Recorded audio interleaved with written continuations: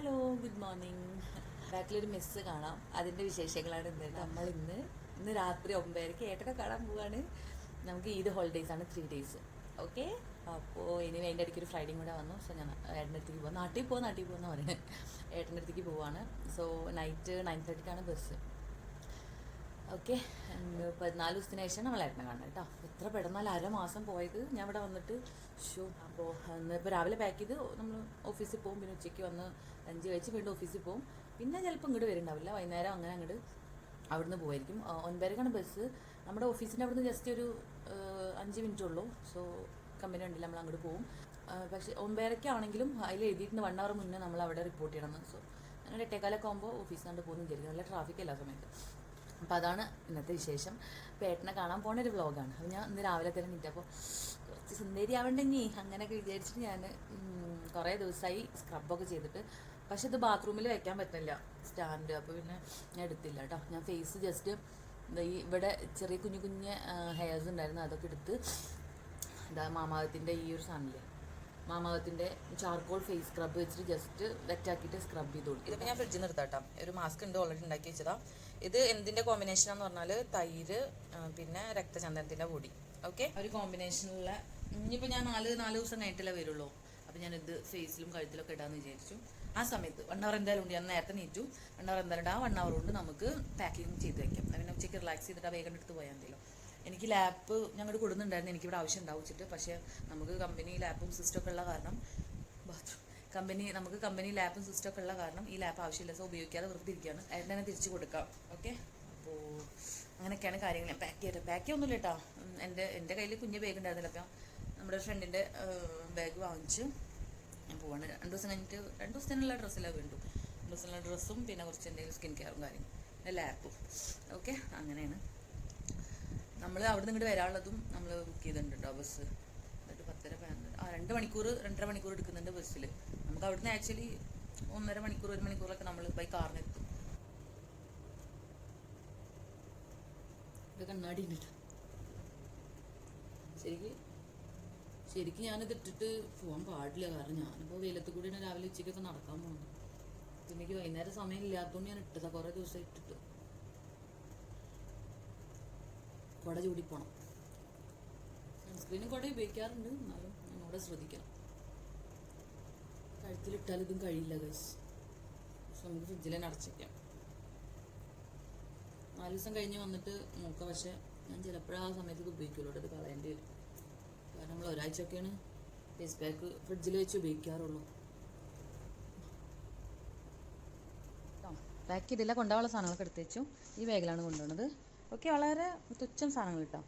ഇത് 2 പുതിയ പെയറാണ്. പെരുന്നാക്കിനി എനിക്ക് എടുക്കണ്ടല്ലോ, ഏട്ടന് മാത്രം ഒരെണ്ണം എടുത്താൽ മതിയല്ലോ. അപ്പോൾ ഞാൻ 2 എടുത്തു.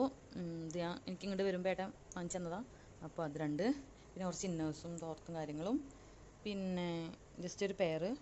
ഓക്കെ, ജുബൈയിൽ നിന്നൊക്കെ പുറത്ത് പോകാൻ വേണ്ടിയിട്ട് ഡെയിലി വെയർ 2 പിന്നെ അവിടെ 1-2 നൈറ്റി ഉണ്ട്. അപ്പോൾ പിന്നെ കുഴപ്പമില്ല. പിന്നെ സ്കിൻ കെയറും ലിപ്സ്റ്റിക്കും ഇത് കുറച്ച് മേക്കപ്പും. പിന്നെ ഞാൻ ഇപ്പോൾ പീരിയഡ്സിലാണ്. അപ്പോൾ പിന്നെ ഇത് കൊണ്ടുപോകണം. അത് ലാപ്പ് ഞാൻ ഉപയോഗിക്കാത്ത ലാപ്പ് ആയിരുന്നു, തിരിച്ചു കൊടുക്കണം. ഐഷാഡോ പെരുന്നാൾക്ക് എന്തെങ്കിലും അടിപൊളിയായിട്ട് ഒരുങ്ങാലെന്ന് വിചാരിച്ചു. ഓക്കെ, ഇത് ഇത്രേ ഉള്ളൂ സാധനങ്ങൾ കേട്ടോ. പിന്നെ എൻ്റെ ഈ ബാഗൊന്നും ഒതുക്കാണ്ട്. പിന്നെ ഞാൻ അബായിട്ടിട്ടാണ് പോണത്. ഓക്കെ, ഞാൻ ഇതൊക്കെ നോട്ട് ചെയ്ത് വെച്ചിട്ടുണ്ടായിരുന്നു കേട്ടോ ഓൾറെഡി എന്തൊക്കെ കൊണ്ടുപോകണം. അല്ലെങ്കിൽ എനിക്കൊരു കൺഫ്യൂഷനും ഉണ്ടാവും. പിന്നെ എന്തെങ്കിലുമൊക്കെ എടുക്കാം. ഇനിയും ലാസ്റ്റ് മിനിറ്റ് എടുക്കാനുണ്ട്. ചാർജർ.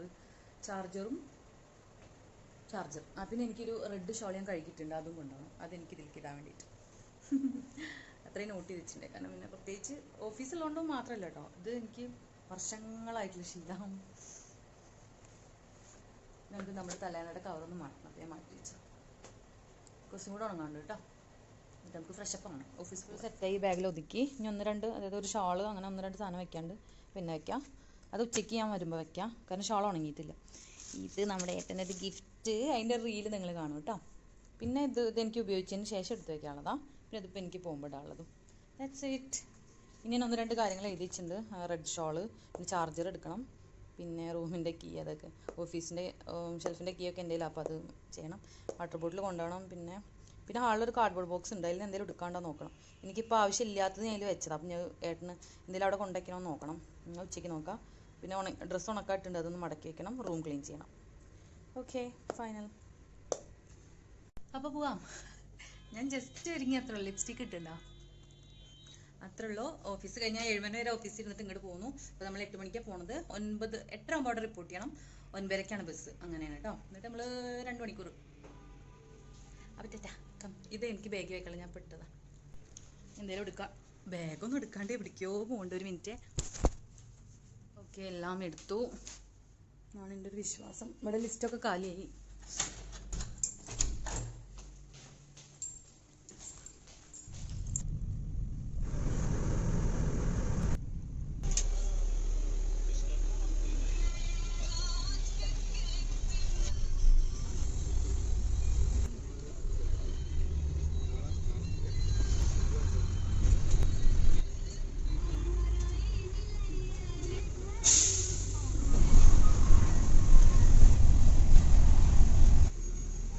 ടാറ്റാ.